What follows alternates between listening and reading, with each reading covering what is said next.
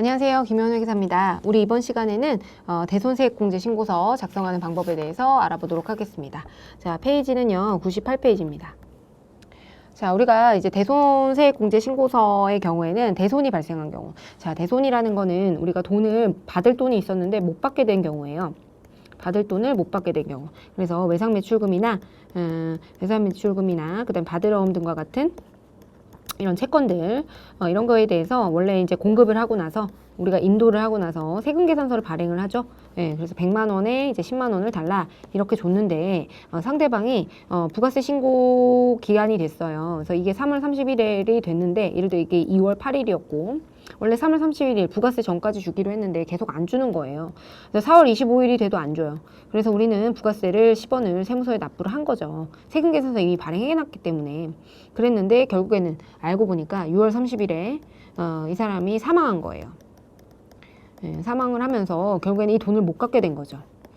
그런 경우에는 나는 부가세만 내고 돈도 못 받고 부가세만 납부하는 이런 최악의 상황이 오게 됩니다. 그래서 우리는 이 금액 너 돈 못 받게 됐는데 돈 못 받은 게 확정이 되면은 이런 대손 사유를 충족을 하게 되면 그 부가세 너가 억울하게 납부한 거 우리가 못 내게 해줄게. 그래서 세액을 차감해 주게 되는데요. 지금 보시면 여기서 이제 부가세 신고서, 부가세 신고서를 보시게 되면 예를 들어 이렇게 됐다라고 가정했을 때 지금 보시면 3월 30일이다 라고 가정했을 때 지금 보시면 여기 대손세액 가간 부분 있잖아요. 그래서 지금처럼 만약에 100만 원에 10만 원을 납부를 전에 했었던 거예요. 전에 이렇게 10만 원을 100만 원에 10만 원 과거에 100만 원에 10만 원 이렇게 부가세를 납부했겠죠. 네, 근데 이거 억울하게 납부한 거잖아요. 그래서 그 대손이 확정이 되는 그 시점에 과거에 납부했던 10만 원을 빼고 나머지를 납부할 수 있도록. 그래서 예를 들어 그 해당 기간에 뭐 200만 원에 부가세 20만 원 이런 거래가 있었을 때 내가 납부해야 될 부가세를 줄여주는 이게 바로 대손세액공제에 해당이 됩니다. 그러다가 대손이 됐던 채권이 갑자기 사망을 했다가 살아났어요. 그래서 관뚜껑을 열고 일어난 거예요. 그래서 다시 살아났어요. 그러더니 나를 찾아와가지고 미안하다, 돈을 주겠다 라면서 돈을 줬어요. 그렇게 되면은 우리가 마이너스 10만 원 했던 거를 다시 너 세무서에서 너 이거 과거에 그럼 10만 원 괜히 환급해줬네? 돈 다시 납부해 라는 겁니다. 그러면 10만 원을 다시 납부해서 우리는 그 대손이 채권이 회수가 되면은 회수된 연도에 이 대손세액을 가산해서 납부를 하게 되는 겁니다. 네, 그래서 우리가 대손은 그렇고요. 우리가 대손은 대손 사유를 아셔야 돼요. 그래서 대손이 되는 사유는 파산, 뭐 강제집행, 사망 등과 같은 우리가 이거 이론에서 공부했죠. 그래서 이론 파트 보시게 되면 과세표준과 매출세액 6번에서 공부한 적이 있습니다. 그래서 대손이 되는 사유는 소멸시효가 완성이 되거나 부도 발생일로부터 6개월 이상 경과한 어음수표 중소기업의 외상매출금, 그 다음에 채무자의 파산 및 강제집행, 사망, 실종 등으로 회수할 수 없는 채권. 그리고 여기서 저당권을 설정하고 있는 거. 돈을 빌리면서 저당권 설정해 놓은 거예요. 그럼 상대방이 안 갚게 되면은 우리는 그 저당권 설정을 통해서 부동산을 매각해요. 예를 들어 부동산에다가 저당권 설정해 놨으면은 부동산을 매각을 해서 이 채권을 회수할 수가 있거든요. 그래서 이런 것들은 대손세액공제, 왜냐하면 채권을 회수할 수 있기 때문에 그거에 대해서는 대손세액공제를 해주지 않겠다라는 겁니다. 그래서 저당권 설정하고 있는 것은 제외됩니다. 그래서 저당권이 설정되어 있다고 하면 제외해야겠구나라는 걸 기억하셔야 됩니다. 회수 기일이 6개월 이상 경과한 채권 중에서 회수 비용이 해당 채권 가액을 초과해서 회수 실익이 없다고 인정되는 20만 원 이하의 채권. 이건 소액 채권이니까 부가세 2만 원이니까 환급해 주겠다라는 겁니다. 그리고 회수 기일이 6개월 이상 경과해야 됩니다. 다음 보겠습니다. 자, 재화 또는 용역의 공급일로부터 10년이 경과한 거예요. 10년이 경과하게 되면 예를 들어 2009년도에 예를 들어 6월 1일 날 공급을 했어요. 그랬는데 2019년 6월 1일이 속하는 과세기간에 대한 확정신고기한이 언제죠? 6월 말이 과세기간이니까 과세기간 말로부터 7월 25일까지 신고를 해야 되잖아요. 그래서 이때까지 2009년 6월 1일부터 7월 25일까지는 확정이 돼야 된다는 거예요. 그래서 이때까지 대손 확정이 되지 않으면은 대손이 확정이 되면 이때까지는 대손 확정이 되면은 대손세액 공제를 해주고 이걸 넘어가게 되면은 공제를 해주지 않고 이렇게 나뉘게 됩니다. 대손세액 공제 이후로는 불가능하다라는 걸 기억해 두시기 바랍니다. 그리고 이거는요, 대손세액공제는 확정신고 시에만 진행하는 거예요. 그래서 확정신고, 납부세액 및 환급세액의 재계산, 그리고 대손세액공제 얘네들은 확정신고 시에만 진행을 한다라는 거 기억을 해두시기 바랍니다. 자, 그래서 대손세액을 우리가 대손세액공제 신고서에 작성하고, 아까 부가세 신고서 보여드렸죠. 대손 변제는요, 공급받은 자가 대손 처리된 외상 매입금을 변제한 경우에는 대손세액공제 신고서, 대손 변제템. 그 아까 전에 대손 처리가 됐던 외상 매입금을 변제한 거죠. 아까 그 죽어서 살아 나와가지고 갑자기 외상 매입금을, 이게 그 죽은 사람이 갚아야 될 돈이잖아요. 그 사람의 외상 매입금인데 변제를 하게 되면은 그분도 대손 변제로 인해서 그 부가세를 납부를 했기 때문에 대손 변제템을 작성해서 납부한 부가세를 다시 공제를 받게 됩니다. 예. 그러면은 우리가 대손세액공제를 받게 되면은 상대방도 원칙적으로는 우리가 대손세액공제를 받으면 부가세를 납부를 안 하기 때문에 전에 만약에 공제를 받았잖아요. 상대방은 공제를 받았을 거잖아요. 우리는 납부를 하고 부가세를 납부를 하고 상대방은 이거에 대해서 부가세를 공제받았을 겁니다. 이거를 다시 대손세액공제를 우리가 받게 될 때 얘는 토해내게 돼요. 다시 납부를 하게 되거든요. 근데 그러고 나서 외상매입금을 변제하게 되면은 또 다시 얘가 대손세액공제를 받았다가 회수가 된 거예요. 회수가 돼서 다시 부가세를 납부하죠. 예, 그렇게 되면 얘는 또 이제 공제를 받게 되는 그런 케이스입니다. 그래서 한번 읽어보시고요. 그래서 문제 한번 풀어보겠습니다. 지금 여기는요, 페이지가 101페이지예요. 다음 거래 자료를 주식회사 부속 서류에 대손세액공제 신고서 메뉴에 입력하시오. 자, 주식회사 부속 서류의 다음 자료를 보고 1기 확정 신고 시에 대손세액공제 신고서를 작성해라 라는 내용이고요. 지금 보시면 우리가 여기서 보시면요, 채권은요, 우리가 그 대손세액공제 대상이 되는 채권의 경우에는 대여금은 제외됩니다. 왜냐하면 대여금이라는 거는 돈을 빌려주는 거거든요. 돈을 빌려줄 때 부가세를 수수하지 않아요. 우리가 보통 돈을 빌려줄 때는 세금계산서를 수수하거나 하는 것이 아니라 그냥 돈을 빌려주잖아요.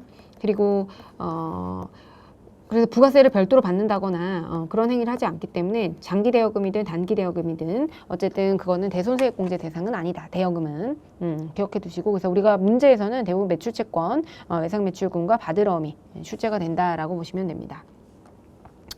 자, 그러면 한번 보겠습니다. 자, 대손이 발생이 됐다가 대손이 채권이 회수가 되는, 이거는 이제 과거에 대손이 된 거예요. 100만 원을 못 받게 됐다가 다시 못 받게 됐다가 다시 이게 회수가 된 거죠. 살아 돌아와가지고 납부를 하겠다라고 해가지고 이때 우리는 다시 이걸 납부를 해줘야 됩니다. 그죠? 이때 세액공제를 받았다가 납부를 하게 되는데 그게 이제 대손채권의 회수에 해당이 되는 거예요. 과거에 이제 대손 처리를 받아가지고 마이너스 금액으로 세액에 마이너스 10만 원 이렇게 입력했다가 10만 원 플러스로 다시 납부를 해야 되는 그런 상황이 대손채권의 회수입니다. 자, 보겠습니다. 자, 외상매출금이고요. 3년식품의 외상매출금이고 공급일은 2019년 7월 5일이네요. 자, 2020년 4월 9일에 대손이 확정됐고요. 채무자의 사망 및 무재산이 확인되었다라는 거네요. 자, 그러면 보겠습니다. 대손세액공제 신고서를 들어가고요. 자, 4월에서 6월을 조회해 보겠습니다. 자, 그렇게 되면은 채무자의 사망, 무재산, 그러니까 채무자의 사망은 우리 대손 사유에 해당이 되죠. 그러니까 2020년 4월 9일 대손 금액은요 770만 원입니다. 그래서 대손세액은 70만 원이고 3년식품에 해당이 되고요. 지금 보시면 사망으로 인해서 우리가 대손이 됐기 때문에 이렇게 대손 사유를 기재해 주시면 됩니다. 자, 다음 보겠습니다. 다음 보시면요. 소멸시효가 이번에는 완성이 됐어요. 그래서 2020년 5월 10일이고요. 사철푸드에 대한 바드럼 330만 원입니다. 공급일도 잘 보셔야 돼요. 왜냐면 공급일이 속하는 달에 공급일로부터 10년이 속하는 달이 10년이 공급일로부터 10년이 되는 날이 속하는 과세기간에 대한 확정신고기한까지 우리가 대손이 확정돼야 되기 때문에 공급일도 주의해서 보셔야 됩니다. 지금 보시면 소멸시효 완성은 우리가 대손 사유에 해당되기 때문에 이것도 대손세액공제 가능합니다. 그래서 2020년 5월 9일 20년 5월 9일이 되고요. 5월 10일이네요. 5월 10일, 2020년 5월 10일 대손 금액의 경우에는 330만 원입니다. 그래서 대손세액은 30만 원이고요. 그 다음에 사철푸드 사철푸드가 되고, 그 다음에 얘는 소멸시효의 완성이니까 우리 소멸사유를 6번으로 입력을 해주시면 되겠습니다. 그다음 주식회사 5959고요. 외상매출금 2,200만 원. 지금 보면 공급일이 2009년이죠. 되게 오래됐네요. 이런 것들은 우리가 딱 봐도 10년 전이기 때문에 고려를 해줘야 됩니다. 그럼 2009년 8월 18일로부터 10년이 경과한 거 볼게요. 2019년 8월 18일이 10년이 경과한 거죠. 예. 이러면 2019년 8월 18일이 속하는 과세기간에 대한 확정신고. 확정신고 기한이 언제죠? 2019년 2기에 해당되기 때문에 2020년 1월 25일이죠. 그래서 2020년 1월 25일까지 확정이 그랬더라면 공제를 받았을 텐데 지금 언제 확정됐어요? 네, 4월 15일 날 확정이 됐습니다. 그리고 이런 외상매출금은 중소기업의 외상매출금으로서 부도 발생일로부터 6개월 이상 경과해야 됩니다. 지금 보시면 2019년부터 10월 14일인데 2019년 10월 14일로부터 2020년 4월 15일은 지금 6개월 이상 경과를 했죠. 네, 6개월 이상 경과는 했어요. 그치만 우리가 어떤 시기의 제한이 있어요. 그래서 대손이 발생한 공급일이 속하는 공급일로부터 10년이 경과한 날이 속하는 과세기간에 대한 확정신고 기한까지 2020년 1월 25일까지 대손이 확정되었어야 되는데 한참 지나서 우리가 대손이 확정되었기 때문에 얘는 대손세 공제가 불가능합니다. 그렇게 판단하실 수 있으셔야 돼요. 그 다음에 주식회사 미츠키의 경우에는요, 외상매출금이니까 중소기업의 외상매출금으로서 부도 발생일로부터 6개월 이상이 경과해야 되는데 2019년 10월 9일부터 2020년 4월 10일을 보시게 되면 6개월 이상이 경과를 했네요. 그렇기 때문에 얘는 공제 대상이 된다라는 것을 우리가 아실 수 있습니다. 네, 그래서 보시겠습니다. 2020년 4월 10일이죠. 4월 10일이고요. 대손 금액은 1,100만 원. 그리고 미츠키에 해당이 되고 지금 보시면 부도로 인해서 이렇게 된 거니까 5번 코드를 걸어 주시면 되겠습니다. 그리고 이제 대손 채권이 회수됐어요. 대손 채권이 회수됐는데 과거에 이제 이렇게 대손 사유를 입력해서 공제를 받았다가 이제 공제를 받지 못하고 이제 토해내야 되는 겁니다. 그래서 550만 원 대손이 회수가 됐고 2020년 4월 19일 날 대손 처리됐던 채권의 일부가 회수가 됐다. 보겠습니다. 2020년 4월 19일 날 550만 원이 회수가 됐고요. 거래처는요. 이유식품입니다. 이유식품. 그리고 이거는 직접 입력을 하셔가지고 보시면 대손채권 일부 회수 이렇게 입력을 해주시면 득점이 되시겠고요. 그리고 이거 지금 대손 금액을 550만 원으로 하시면 안 되고요. 얘는 다시 우리가 납부를 해야 되는 거기 때문에 마이너스 금액으로 입력을 해주셔야 됩니다. 그래서 대손 처리된 채권은 우리가 회수돼야 되기 때문에 그럼 결과적으로 대손세액공제 받을 수 있는 금액은 얼마예요? 70만 원, 30만 원, 100만 원에서 50만 원을 차감한 150만 원을 대손세액공제를 받을 수가 있고요. 여기서는 지금 부가세 신고서를 작성하라는 내용은 없지만 우리가 부가세 신고서를 만약에 작성을 한다라고 하게 되면요. 대손세액공제를 어떻게 반영해야 돼요? 지금 보시면 대손세액공제가 총 150만 원이잖아요. 어쨌든 가감을 해가지고 그렇기 때문에 대손세액공제는 마이너스 150만 원 이렇게 해서 150만 원을 줄여주게 됩니다. 우리가 납부해야 될 세액은 대손으로 인해서 이만큼은 우리가 부가세만 납부하고 회수를 하지 못했기 때문에 이 금액들에 대해서 결과적으로 부가세를 줄여주게 되는 거죠. 4월에서 6월에 대손이 확정된 그 시점에 과거에 냈던 부가세를 다시 환급해 주는 겁니다. 그래서 마이너스 150만 원으로 가감을 해가지고 150만 원을 마이너스 150만 원 이렇게 반영을 하시면 되겠습니다. 근데 지금 보시면 우리 기출문제에서는 부가세 신고에 반영하는 내용들은 없었으니까 대손세액공제 신고서만 이렇게 판단해서 잘 작성하시면 될 것 같습니다. 에듀윌 유료 회원만의 특별한 서비스.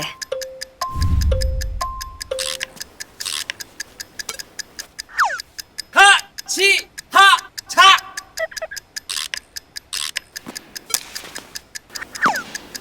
하치하차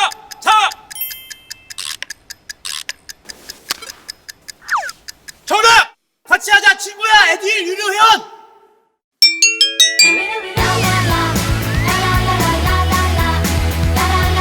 친구 소개하고 현금 받는 혜택.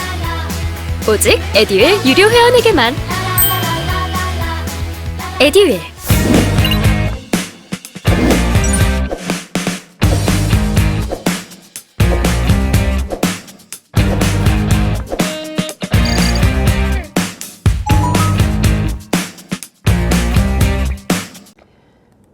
자, 다음 넘어가겠습니다. 2번이고요. 다음은 주식회사 부속서류가 대손으로 처리한 채권에 대한 자료다. 이를 참고로 2020년 2기 확정신고기한 10월에서 12월이네요. 대손세액공제 신고서를 작성하시오.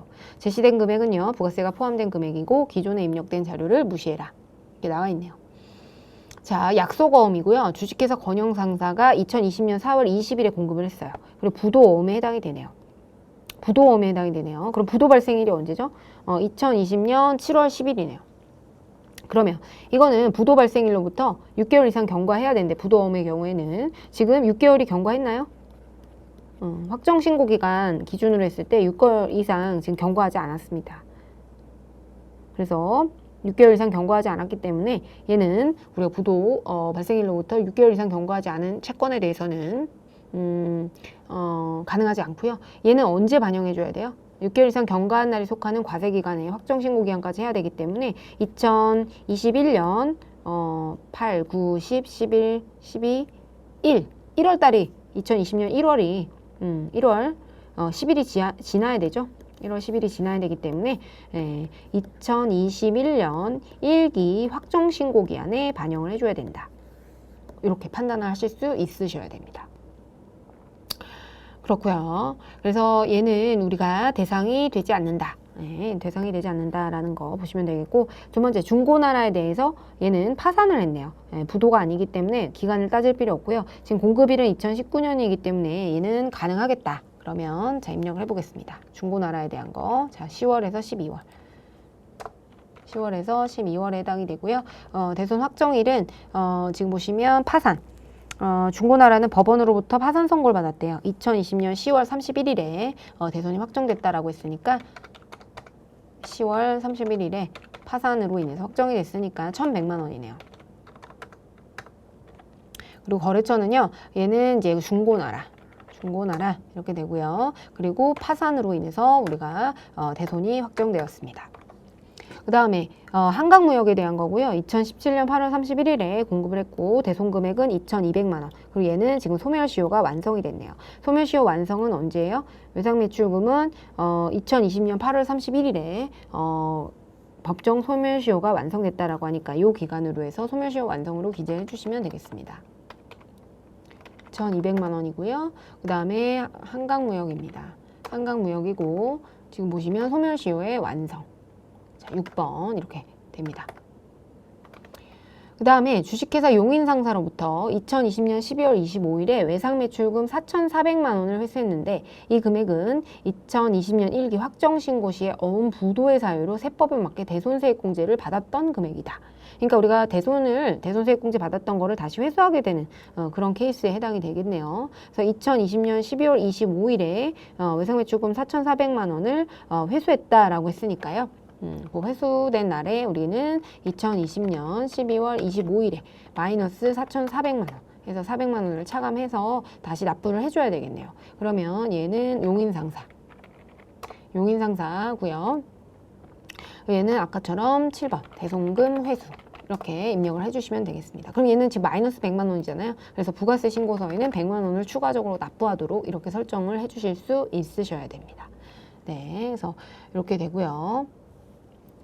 자, 그래서 여기서는 중요한 게 이제 부도 발생일로부터 우리가 중요한 거는 부도 발생일로부터 6개월 이상 경과했는지, 부도가 나오게 되면은 부도 발생일로부터 6개월 이상 여부를 반드시 판단하셔야 돼요. 네, 여기 보시면 근데 이때 어음과 수표 중소기업의 외상매출금 요 세 가지입니다. 그래서 어음과 수표 중소기업의 외상매출금이 나오면서 부도가 났다라는 내용이 나오면은 이 점을 좀 주의하셔야 될 것 같고요. 그리고 10년이 경과한 날이 속하는 과세기간에 대한 확정신고기한까지 확정되는 대손세액에 한해서 대손세액과 공제가 가능하다는 거, 이 내용도 반드시 기억을 하셔야 판단해서 문제를 푸셔야 틀리지 않습니다.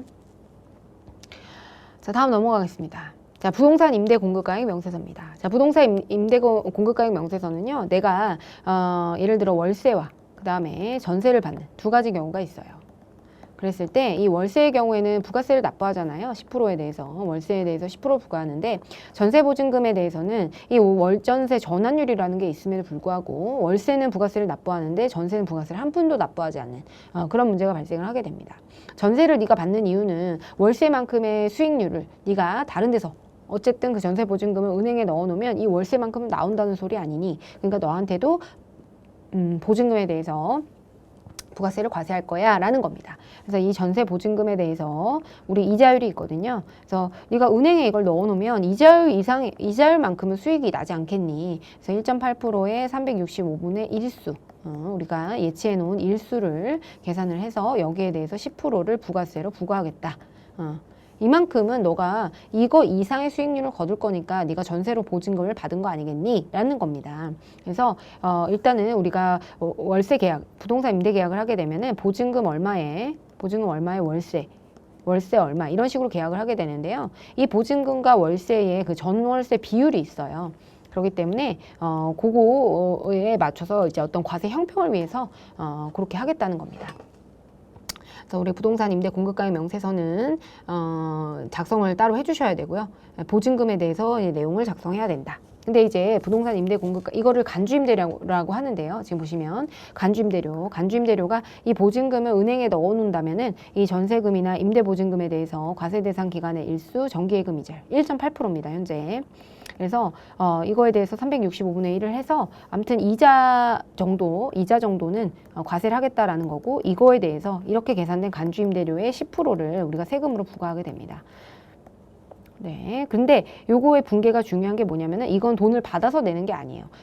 이거는 어떤 제재의 성격 그리고 형평, 어떤 과세 형평을 위해서 부과를 하는 거기 때문에 만약에 이거를 뭐 임차인한테 받아서 납부할 수도 있지만 보통 임차인한테 부담을 안 시키고 임대인이 부담을 하거든요. 예, 그럴 때는 이 부가세는 그냥 세법상 이 요인에 의해서 무조건 납부를 해야 되는 거기 때문에 부가세 예수금 이 간주임대료의 10%에 해당되는 금액 간주임대료 예를 들어 100만 원이면 100만 원에 10%에 해당되는 10만 원을 납부해야 되기 때문에 이 10만 원에 대해서는 우리가 부가세 예수금을 계상하고 그거는 우리가 비용 처리를 진행해 주게 되는 겁니다. 그래서 이 분계가 중요합니다. 이 분계까지 한번 보도록 하겠습니다. 자, 1번이고요. 부동산 그 간주임대료와 관련해서는 분계가 제일 중요합니다. 페이지는요, 105페이지입니다. 자, 한번 입력 보도록 하겠습니다. 다음 자료에 의해서 주식회사 부속서류 1기 예정 신고기간 2020년 1월에서 3월 31일에 부동산 임대 공급가액 명세서를 작성하고 간주 임대료를 부가세 신고서에 추가로 반영, 과세표준 명세에 포함을 시키래요. 그리고 간주 임대료에 대한 정기예금 이자율이 1.8%고요. 월 임대료는 이미 입력 및 반영되어 있기 때문에 간주 임대료만 3월 31일자로 매입 매출 연표에 입력을 해서 반영을 해라 라는 내용입니다. 자, 그러면 입력을 한번 해보도록 하겠습니다. 자, 1003번이고요. 자, 1003번이고 자, 1003번에 해당이 되고요. 여기 보시면 부동산 임대 공급가액 명세서 여기를 들어가시면 됩니다. 자, 그래서 우리가 1월에서 3월에 대한 거에 해당이 되고요. 지금 보시면 오성상사, 주식회사 오성상사죠. 오성상사 이렇게 입력을 하시면 여기가 몇 동이냐면 지상 1동 1층 1호 사무실이네요. 그래서 1동 1층 1호 사무실이고요. 그 다음에 이제 면적은 33제곱미터 그리고 용도는 사무실입니다. 사무실 이렇게 되고요. 자, 기간은 2019년 7월 1일부터 2020년 6월 30일이 되니까 7월 1일부터 2020년 6월 30일입니다. 그럼 우리가 보증금과 월세를 기재해주면은 자동으로 계산이 돼요. 자, 그러면 자 3천만 원에 대해서 월세는 150만 원. 그러면 월세의 지금 3개월치, 지금 1월에서 3월이잖아요. 그래서 월세 3개월치에다가 이 보증금에 대한 간주임대료, 이자가 13426이가 계상이 되었습니다. 그래서 우리가 간주임대료 과세표준은 460만 원 이렇게 계상이 됐고요. 그 다음 중리식당입니다. 자, 다음 넘어가겠습니다. 자, 중리식당에 대한 거고 1동 1층 2호네요. 1동 1층 2호에 해당이 됩니다. 그리고 면적은 100제곱미터. 용도는 음식점. 음식점에 해당이 되고요. 기간은 2020년 1월 1일부터 2020년 12월 31일. 31일이 되겠고요. 자, 그러면 보증금은 5천만 원, 월세는 200만 원입니다. 이렇게 하게 되면 우리 3개월치 월세와 그 다음에 이 간주임대료 5천만 원에 1.8%의 91일치에 해당하는 금액이 22만 원입니다. 그래서 지금 밑에 보시면은 월세 금액에다가 그다음 간주임대료가 얼마예요? 35만 8,032원. 그러니까 이걸 은행에 지금 보시면 이 3천만 원과 5천만 원을 은행에다가 예치를 해놓게 되면 은행에 예치하면 이자 수익이 얼마 발생했다는 거예요? 지금 보시면 358,032원. 이만큼은 발생을 하더라. 그러니까 이거에 대한 10%는 너 부가세로 내야 되겠어. 라는 게 간주임대료인 겁니다. 그러면 자 보겠습니다. 메인 매출 전표에다가 입력을 하라고 했으니까 매월 매출 전표에다가 간주임대료는 3월 30일로 입력을 하게 되죠. 그래서 보시면 이거는 건별. 네, 그 해당 과세기간의 말일로 하시면 됩니다. 간주임대료의 공급 시기는 그 해당 과세기간의 말일, 3월 31일 말일로 하시면 되고요. 이걸 건별로 입력을 하게 되고요. 그 다음에 우리 지금 보시면 이 밑에 간주임대료 총액 35만 8,032원이 나오게 되겠죠. 이렇게 입력을 해주시면 8032원 하게 되면 35803 이렇게 나오게 됩니다. 그래서 거래처는요. 거래처는 따로 걸어줄 필요가 없고요. 이제 분계를 혼합으로 입력하시는 게 중요합니다. 그래서 이거는 사실 이 35,000원을 부과하기 위한 거지 이 35만 8천원을 통해서 35803이라고 하는 부가세를 징수하기 위해서 이런 간주임대료 계산을 하는 겁니다. 네, 그렇기 때문에 우리는 이거에 대해서 뭐 제품 매출이나 이런 계정가목 할 필요도 없죠. 돈을 받아서 내는 게 아니고 그냥 어떤 그 추상적인 개념에 해당이 되기 때문에 이만큼을 세금가 공가로 해서 35803 이렇게 분계를 입력을 해주시게 됩니다. 그래서 간주임대료는 이게 중요하다는 거 기억을 해두시고요. 즉 이거는 이제 8천만 원에 대해서요. 8천만 원, 보증금 이거 두 개 더하면 8천만 원에 1.8%에 365분의 91일 이렇게 하게 되면은 이 금액이 358,032로 나올 겁니다. 그렇게 보시면 되겠어요.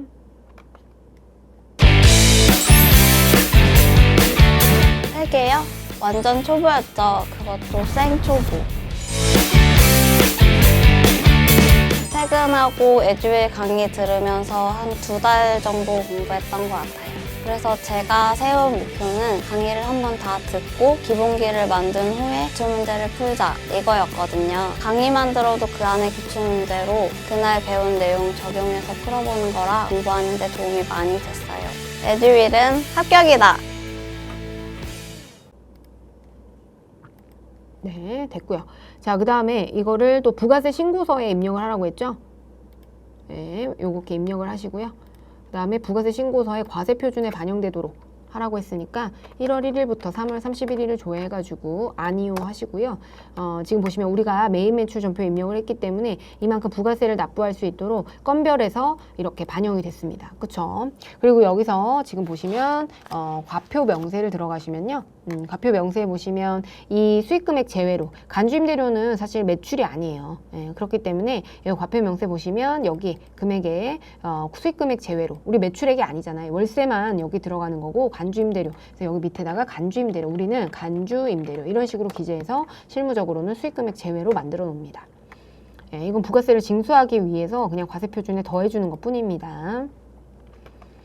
자, 다음 문제 풀어보겠습니다. 자, 주식회사 부속서류고요. 본사 사옥으로 사용하고 있는 상가의 일부를 임대하고 있다. 이와 관련된 자료가 다음과 같을 경우에 제1기 확정신고기간 4월 1일부터 6월 30일에 대한 부동산 임대 공급가액 명세서를 작성해라. 자, 해보겠습니다. 4월 1일부터 6월 31일이고요. 자, 4월 6일이고, 자, 이거는 루키미디어에 대한 거고요. 루키미디어고, 동은 안 적혀 있으니까 이렇게 지금 보시면 동이 안 적혀 있죠? 그러면 동이, 여기 적혀 있네요. 앞에 있네요. 1동 1층 102호. 1동 1층 102호 이렇게 적혀 있고요. 그 다음에 면적은 50제곱미터. 그 다음에 용도는 상가니까요. 상가를 적어주고요. 자, 기간을 보겠습니다. 2020년 5월 1일부터 2021년 4월 30일. 2021 0430 이렇게 하시면 되겠고요. 자, 보증금은요 2천만 원에 그 다음에 월 임대료는 80만 원. 그럼 3개월치 2개월치네요. 5월 6월이니까 5월에 들어왔으니까 이렇게 되고 계산 61일로 해서 간주 임대료가 계산이 됩니다. 네, 그렇게 되면은 이제 과세 표준은 1660000이 되겠네요. 자, 이거 보시면 회계 처리는 생략하래요. 전표 입력이랑 간주 임대료에 대한 회계 처리를 생략하라고 했으니까 이렇게 하면 끝나는 겁니다. 이건 뭐 너무 쉬워가지고 거의 2급 수준의 문제였습니다. 2급보다 좀 더 쉬운 것 같아요. 자, 3번 볼게요. 자, 이번에는 주식회사 부속서류 본사 건물의 일부를 임대하기로 했고 임대차 계약서를 작성했는데요. 임대차 계약서에 의해서 2기 확정 신고 기간에 부동산 임대 공급가액 명세서를 작성하고 간주 임대료 부분을 부가세 신고서에 추가로 반영해라. 월세는 이미 입력했기 때문에 감주 임대료 부분을 매입 매출 전표에 분계로 입력해라 라는 내용이네요. 자, 이거는 임대차 계약서를 보고 우리가 읽어내라는 겁니다. 읽어내라는 거기 때문에 지금 보시면 되겠습니다. 자, 보시면요. 우리가 지금 임차인이 카페 25시가 들어와 있는 거예요. 내가 가지고 있는 서울시 영등포 가마산로에 내가 이런 물건을 가지고 있고요. 나는 카페 25시에다가 임대를 해주고 있습니다. 자, 그러면 한번 보도록 하겠습니다. 자, 10월, 12월. 10월에서 12월을 조회하시고요. 그 다음에 이제 거래처는 어디가 되겠어요? 임차인은 카페 25시. 카페 25시가 되고요. 그 다음에 몇 동 몇 호인지 볼게요. 지금 보시면 동은 안 나와 있고요. 1층 101호입니다. 1층 101호에 해당이 되고요. 그 다음 면적의 경우에는 지금 토지와 건물이 있는데 지금 임대할 부분 면적 있잖아요. 요거 보시면 돼요. 50제곱미터. 50제곱미터고요. 그 다음에 용도는 지금 업무시설로 되어 있습니다.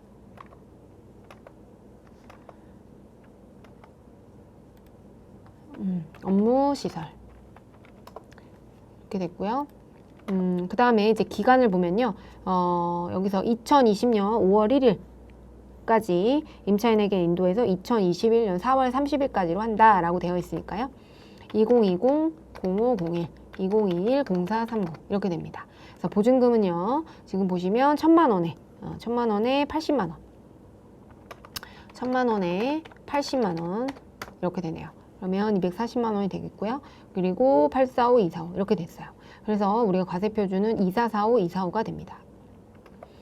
그러면 지금 보시면 간주 임대료는 45,000원, 그 다음에 월세는 240만 원, 80만 원씩 3개월, 그 다음에 우리 3개월에 대한 간주 임대료는 45,245원이구나 라는 거를 아실 수가 있겠고요. 그러면 우리가 이걸 매입 매출 전표에 먼저 입력하고 부가세 신고서에 입력하도록 하겠습니다. 자, 이것도 마찬가지로 10월에서 12월분에 대한 거기 때문에 전표는 우리가 과세기간 종료일을 우리 그 간주 임대료의 귀속 시기로 한다라는 거를 공급 시기에서 배운 적이 있어요. 그래서 공급 시기는 12월 31일이 되겠고요. 우리가 건별로 입력을 하게 됩니다. 그래서 뭐 간주임대료 적으셔도 되고요. 지금 보시면 간주임대료가 공급가액이 45245, 45245. 그러면 4524 이렇게 되겠죠. 네, 그리고 분계를 입력하시는 게 중요한데요. 부가세 예수금만큼 우리는 납부를 어쩔 수 없이 하는 거니까 그거에 대해서는 비용 처리를 이거 받아서 내는 게 아니거든요. 그래서 4524 이렇게 해서 차변 금액을 바꿔서 혼합 분계를 이런 식으로 입력을 해주셔야 된다. 네, 그거 기억을 해두시고요. 그리고 나서 이제 부가세 신고서 보겠습니다. 자, 10월 1일부터 12월 31일 이렇게 해서 조회를 하시면요. 이렇게 45245라고 해가지고 이렇게 조회가 되는 게 나오시죠. 그리고 이제 과세표준 명세에 지금 보시면 간주임대료가 기타분으로 수익금액 제외분으로 수익금액에 포함되면 안 되죠. 이건 매출이 아니니까 실제. 그래서 수익금액 제외고 부가세법상 과세를 하기 위해서 들어가 있는 것에 불과해요. 그렇기 때문에 우린 여기에다가 간주임대료 이렇게 기재해가지고 신고서 마감을 하거든요. 실무적으로는. 그래서 이렇게 과세표준 명세서까지 해가지고 간주임대료가 제대로 계상되어 있는지 45245, 즉 부동산 임대 공급가액 명세서에 있는 이 금액에 대해서 이렇게 들어와서 세액이 결정된다. 그리고 특히 중요한 거는 이 매입 매출 전표에서 분계가 제일 중요합니다. 부가세 예수금만큼 세금과 공가로 처리해주는 이 분계를 반드시 기억을 해두셔야 됩니다.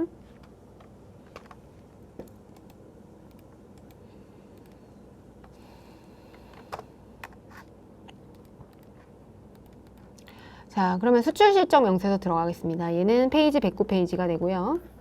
자, 수출 실적 명세서라고 하는 거는 뭐냐면요. 우리가 수출을 하게 되면은 그 수출을 할 때 수출 신고를 하게 됩니다. 관세청에 수출 신고를 하게 되고 그 수출 신고를 하면서 수출 신고 필증이라고 하는 거를 우리가 받게 되거든요.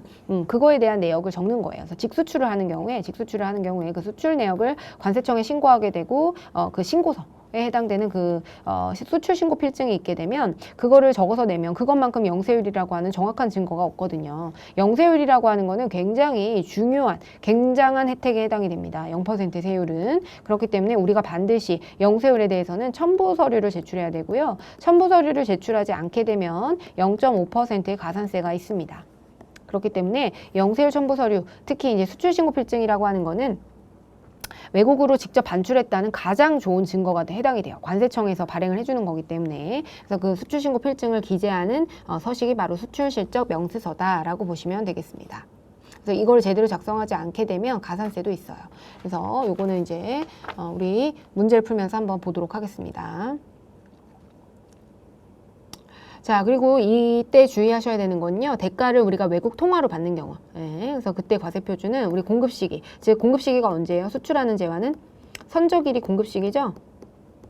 그래서 우리는 공급 시기에 환율을 적용하는 것이 원칙입니다. 그렇지만 우리가 그 전에 공급 시기가 도래하기 전에 선적을 하기 전에 대가를 받고 그거를 달러에서 원화로 환전을 해야 돼요. 이 경우에만 그 환가한 금액으로 이 환전한 금액을 인정하고 이 나머지 예를 들어 4만 달러면 그 날짜에 환율을 곱해가지고 매출액을 계상하게 됩니다. 그래서 공급시기 도래 전에 원화를 환전하게 되면 그 환가한 금액 공급시기 이후에 지급을 받게 되면 선적일 이후에 돈을 나중에 받기로 했어요. 이때 선적을 해놓고 5만 달러를 나중에 받기로 했다라고 하더라도 이거는 받기로 한 날이 아니고 선적일의 환율 즉 1,200원 5만 달러의 전체 금액에 대해서 1,200원의 환율을 적용해가지고 우리가 과세표준을 설정한다라는 내용 공부한 적이 있습니다. 그죠? 그래서 문제 한번 풀어보겠습니다. 문제 풀면 아마 이해가 되실 거고요. 자, 얘는 이제 부속 서류 계속해서 하겠고요. 2020년 1기 예정 신고 기간에 수출 실적 명세서를 작성해라. 그래서 이걸 보고서는 우리는 제일 중요한 건 과세표준의 환율을 어떤 걸로 해야 될지 그걸 확인하셔야 되는데, 자, 우리가 선적일자와 환가일이 있어요. 그래서 우리가 선적일자와 환가일 중에서 지금 보시면 얘는 환가를 하고 나서 1월 15일에 환가를 먼저 한 거예요. 환가를 하고 선적을 했습니다. 자, 얘는 1월 20일에 선적을 했고요. 지금 얘는요. 1월 22일에 선적을 했고 그러고 나서 환가를 했죠. 그러면 언제 환율을 적용하느냐, 기준 환율을 언제 적용하냐, 이거를 우리가 판단하는 게 여기서의 핵심이라고 보시면 됩니다. 그렇기 때문에 무조건 선적일이 아니고 우리는 선적일과 환가일 중에서 빠른 날 환율을 적용을 하게 되고요. 원칙은 선적일이죠. 원칙은 선적일인데 선적일 이전에 환가한 것만 문제가 되는 겁니다. 그랬을 때 선적일 이전에 환가를 했죠. 이거는 환가일의 환율을 적용하게 되는 거예요. 그리고 지금 수출액 30만 달러에 대해서 900원을 적용해야 됩니다. 반면에 우리가 이 밑에 미츠키 같은 경우에는요, 선적을 하고 나서 환가를 했어요. 그렇죠? 그렇기 때문에 우리가 이 수출액에 대해서 언제 환율? 1,100원, 선적일의 환율을 적용한다라는 거. 그래서 이 둘 중에 빠른 날로 해서 우리가 결정을 하는 거, 환율을 언제 거로 적용해야 되는지 그거를 잘 구분을 해 두셔야 됩니다. 자, 보겠습니다. 그러면 수출 실적 명세서를 한번 작성할 건데요. 자, 수출 실적 명세서. 자, 1기 예정 신고 기간이죠. 그래서 1월에서 3월을 줘야 하겠습니다. 자, 그래서 수출신고 번호가요, 이 수출신고 필증에 있는 수출신고 번호에 해당이 됩니다. 이거는 하이픈을 제외하고 입력을 하셔야 되거든요. 그러면 이제 피츠버그부터 입력을 해보겠습니다. 016-1009 011-57-142 이렇게 하면 알아서 나눠줍니다. 그리고 여기에는요, 14번에는 무조건 선적일자를 적는 겁니다. 환율을 곱하는 날짜를 적는 게 아니고요, 무조건 선적일자를 기재하시면 되기 때문에 그냥 2020년 1월 2020년 1월 20일 그 다음에 통화 코드는 뭐죠? 우리가 달러죠? 미국 달러고요. 그다음 환율은 지금 900원을 적용해야 됩니다. 환가일의 환율, 환가를 공급시기 전에 했기 때문에 환가일의 환율을 적용하게 되고요. 그리고 외화는 30만 달러. 이렇게 하면 자동으로 원화가 이런 식으로 계산이 됩니다. 그렇고요. 거래처는요. 피츠버그 이렇게 입력하시면 되겠어요. 자, 다음 보겠습니다. 자, 미츠키고요. 수출 신고 번호 입력할게요. 010-1515-0613-5150. 자, 그리고 선적일은요. 무조건 이거 적는 거니까 2020년 1월 22일 이렇게 적고요. 그 다음에 US 달러에 해당이 되고 15만 달러인데 환율은요. 우리가 선적일 이후에 환가를 했기 때문에 선적일 1,100원을 적용합니다. 그리고 외화 금액은요. 15만 달러네요. 그러면 자, 원화가 1억 6,500이 되겠고요. 거래처 코드는 미츠키. 이렇게 해서 적용을 하시면 되겠습니다. 그래서 유념해서 기재를 해주시면 되겠고요. 그 다음에 그 다음 2번 보겠습니다. 여기에서는 수출 신고 필증을 아예 줬어요. 그래서 이걸 보고 우리가 매입 매출 전표를 알아서 입력해라 라는 내용입니다. 자, 우리가 이게 수출 신고 필증 실제 실무에서 이걸 보고선 이게 바로 관세청에다가 신고하는 거예요. 관세청에서 우리가 물건이 선적이 될 때 나갈 때 관세사님들이 이 수출 신고 필증을 진행을 해주시거든요. 그래서 우리가 볼 거는 뭐냐면요. 여기 보시면 수출 신고 번호 있죠? 예, 요거를 우리가 아까 지금 봤던 요 번호가 수출 신고 번호가 이 번호에 해당이 되는 겁니다. 이 번호에 해당이 되고요. 그다음에 봐야 되는 거는 여기 결제 금액이라고 되어 있는 거. 이 금액이 우리가 받은 금액에 해당이 됩니다. 그리고 지금 보시면 제품 선적일은 2020년 6월 10일 선적일. 그래서 6월 10일 날 선적을 했고요. 그리고 거래 대금은 7월 15일에 입금이 됐대요. 그러면 우리는 언제 환율을 적용해야 되나요? 선적일에 환율을 적용해야 되겠죠? 그래서 6월 10일에 환율을 적용해야 됩니다. 물론 이거 수출 신고 일자도 나오는데 지금 앞에서도 수출 신고일 나왔잖아요. 이건 무시하시면 돼요. 헷갈리라고 주는 거기 때문에 여러분 이건 수출 신고일은 무조건 무시하셔야 됩니다. 이것도 중요하지 않습니다. 우리한테는. 우리는 실제로 제품이 선적한 그날 그거를 조회해서 이것도 다 관세청에 조회가 되거든요. 그래서 제품 선적일을 보는 게 중요하고요. 그리고 우리는 결국에는 6월 10일 선적일의 환율 6월 10일에 달러당 1,000원이라고 하는 환율을 적용해 줘야겠구나 라는 거를 좀 기억을 해두시고 염두에 두시고 문제를 풀어보도록 하겠습니다.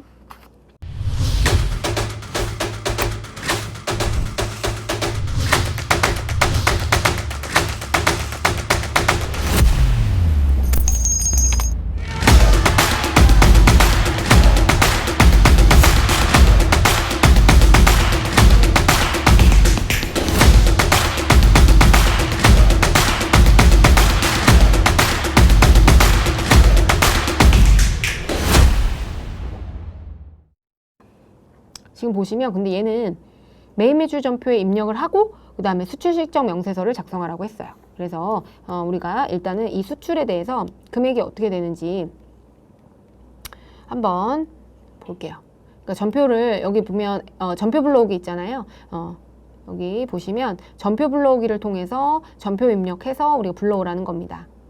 그래서 그러면 우리가 지금 여기서 34,500달러잖아요. 34,500달러 US 달러고요. 여기에다가 단위당 1,000원을 곱하게 되면 얼마죠? 3,450만 원이 수출액이 되겠네요. 이 금액을 전표에 쳐보겠습니다. 이거를 매입 매출 전표에서 6월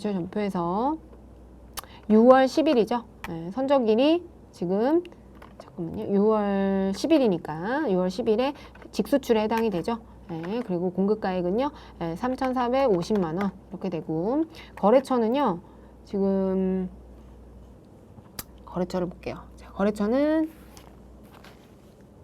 여기 구매자가 나와 있거든요. 여기 구매자 여기 ABC 여기 나와 있거든요. 그래서 구매자는 ABC니까요.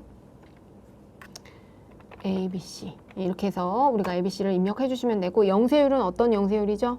네, 이건 직접 수출에 해당이 되는 겁니다. 직접 수출에 해당이 돼서 1번 코드로 걸어주시고 그 다음에 수출 신고 번호를 입력해야 돼요. 그래서 이 번호 요거를 입력을 해주겠습니다. 417571706050611X 이렇게 하게 되면은 알아서 하이픈이 이렇게 걸어지게 됩니다. 050611X 이렇게 됐고요. 자, 분기를 입력을 해보겠습니다. 자, 이렇게 되면 지금 돈을 언제 입금받았어요? 7월 15일에 보통 예금으로 입금이 됐고 제품을 선적했다고 했으니까 제품 매출이 되겠네요. 그래서 제품 매출이 맞고요. 그리고 이거에 대해서는 외상 매출금 해서 3,450만 원 이렇게 입력을 하시면 되겠고요. 채권에 대한 거래처가 제대로 걸려 있다라는 걸 확인하시면 되겠고, 자, 수출 실적 명세서에 가셔가지고요. 이거는 기간은 언제부터 언제까지? 4월에서 6월로 조회를 하시고요. 전표 불러오기를 눌러서 예 하시게 되면은 얘를 확인 눌러주시면 이렇게 전표가 불러져 와 있는 것을 확인하실 수 있습니다. 그래서 이 통화 코드랑 이런 것만 지금 보시면 여기서는 통화 코드 이런 것만 입력을 해주시면 돼요. 미국 달러에 해당이 되고 지금 환율은 알아서 입력이 됐네요. 그쵸? 잠시만요.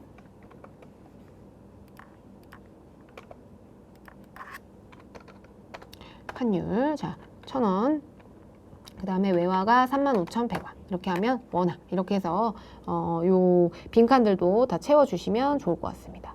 그래서 이렇게 문제를 풀어주시면 되겠고요. 전표가 이렇게 불러져 온다라는 거 그거 기억해 두시면 되겠고, 자 3번 풀겠습니다. 자 3번은요 2기 부가세 확정 신고와 관련해서 수출 실적 명세서를 작성해라 라는 내용이네요.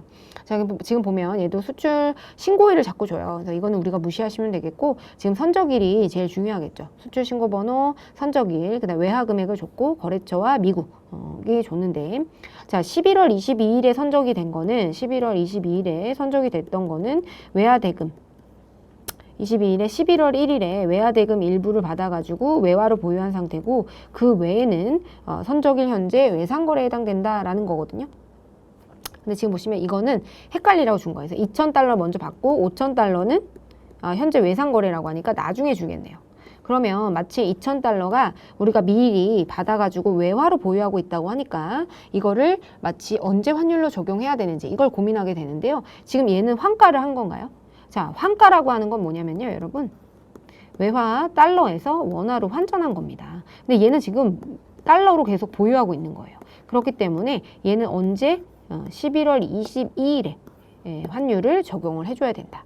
그리고 이 10월 9일 거는 뭐 이슈가 없이 10월 9일 선적일의 환율을 적용해 준다 라고 하는 게 여기서의 포인트였다. 그렇게 기억하시면 되겠습니다. 자, 그러면 문제를 한번 풀어보겠습니다. 자, 10월에서 12월 조회할게요. 자, 10월에서 12월이고요. 자, 수출 신고 번호가 자, 152, 32, 33, 12, 34, 56, 79. 그리고 지금 선적일은요, 2020년 10월 9일입니다. 아이고, 2020년 10월 9일이고요. 지금 통화 코드는 미국 달러죠? 미국 달러. 그리고 환율은요, 10월 9일은 1,150원. 그 다음에 외화는 15,000달러. 해서 거래처 코드는요, 피츠버그였죠? 피츠버그 이렇게 됩니다. 두 번째는 401, 3122, 121, 23457 이렇게 하이픈 없이 입력하시면 되고요. 11월 22일이 선적일이고 11월 22일이고 미국 달러고 지금 환율은 1,250원입니다. 1,250원에 대해서 외화 전체, 그러니까 2,000달러하고 5,000달러 나누지 말고 어차피 이건 외화로 보유하고 있었기 때문에 이때 환율로, 선적일의 환율로 적용을 해줘야 돼서 7,000달러 이렇게 하게 되면 피츠버그 이렇게 875만 원. 그래서 우리 영세율 매출은 2,600만 원이다 라고 하는 거를 푸실 수 있습니다. 어렵지 않죠? 자, 그 다음 4번입니다. 주식회사 부속 서류 다음 자료를 이용해서 2기 예정 신고 기간의 영세율 첨부 서류와 그 다음에 영세율 첨부 서류 제출 명세서와 수출 실적 명세서를 작성하시오. 이렇게 나와 있네요. 자, 그러면 이걸 보시면요. 지금 외화 입금 증명서로 입금을 한 게 있어요. 이거는 뭐냐면요. 우리가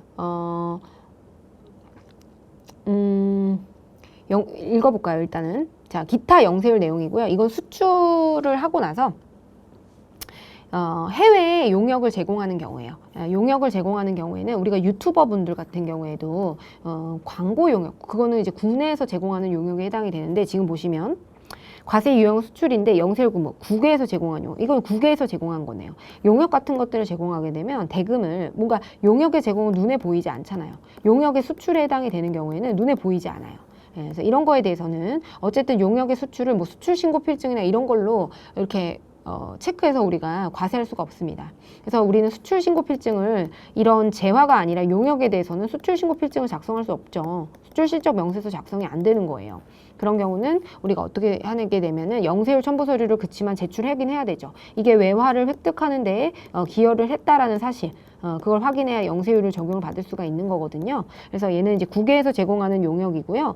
그 경우에는 이제 외화 입금 증명서라고 하는 외화가 입금된 거, 해외에서 외화 입금된 거. 그래서 유튜버 분들도 이 외화 입금 증명서로 입증을 하게 됩니다. 영세율 같은 거 적용받을 때. 그렇고요. 어쨌든 외화입금 증명서를 우린 받아야 됩니다. 그래서 영세율은 단기신고분에 해당되고 요거를 어떻게 작성해야 되는지, 이거는 우리가 수출실적 명세서에 작성을 하는 게 아니죠. 수출실적 명세서는 재화가 선적이 돼서 물건이 나가는 경우입니다. 그래서 지금 보시면요. 자, 얘는 선적일자랑 이런 걸 다 줬기 때문에 영세율 첨부 서류를 한번 작성해 볼게요. 자, 영세율 첨부서류라고 하는 거는 영세율을 적용받기 위해서는 영세율 첨부서류를 작성해야 돼요. 왜냐하면 어마어마한 혜택이기 때문에. 그래서 그때 어떤 서류들을 작성해야 되는지, 영세율 첨부서류 제출 명세서에 우리가 부가적으로 이게 실제로 외화를 획득하는 거래에 영세율이 적용되는 거래라는 거를 입증해야 됩니다. 7월에서 9월을 주의하고요. 자, 이거는 외화 입금 증명서. 그리고 잠깐만요. 외화 입금 증명서에 해당이 되고요. 누가 발급했죠? 우리은행에서 이렇게 돈이 외화가 입금됐다라는 거를 입증을 해주는 그런 서류를 떼주게 되는데요. 우리은행에서 줬고요. 발급일자는 2020년 7월 14일.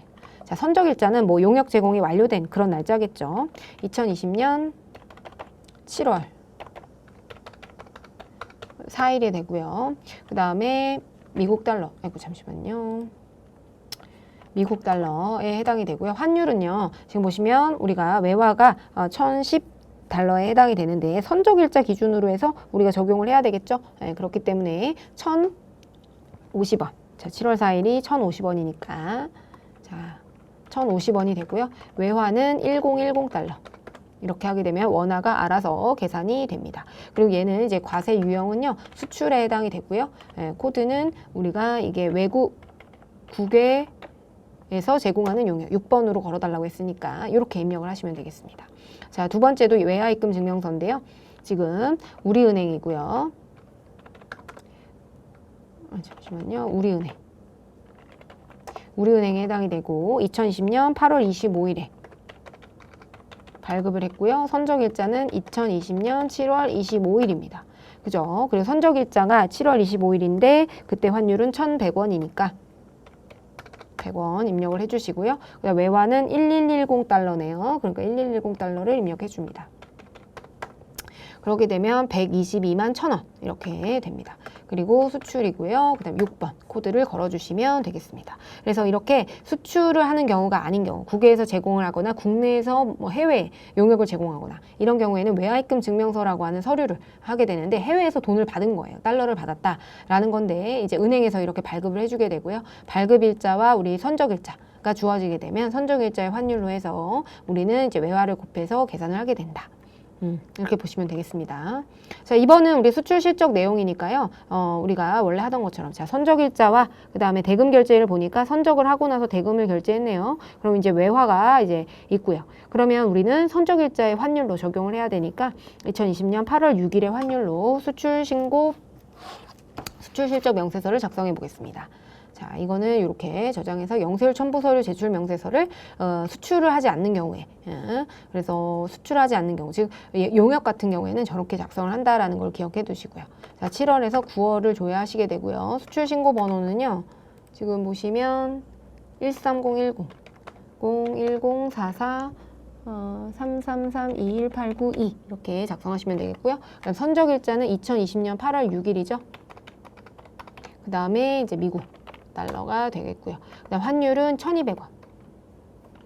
이거는 아무튼 이 관세청을 통해서 수출 신고를 한 경우에 해당이 되기 때문에 재화가 직수출을 하는 경우 그 경우에 해당이 됩니다. 그리고 9,600달러. 그리고 거래처 코드는요. 따로 주어지지 않았으니까 거래처 입력은 생략하라고 나와 있네요. 그래서 생략하시면 이렇게 하시면은 1,152만 원이 우리의 그 해당 사항이 되겠고요. 지금 보시면 여기에다가 우리가 여기서 끝나면 안 됩니다. 지금 보시면요.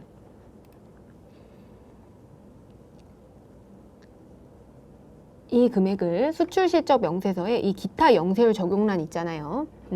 그래서 여기에다가 우리가 적용란 아까 영세율 첨부서류 제출 명세서에 있던 거 지금 보시면 기간이 7월에서 9월 이렇게 해서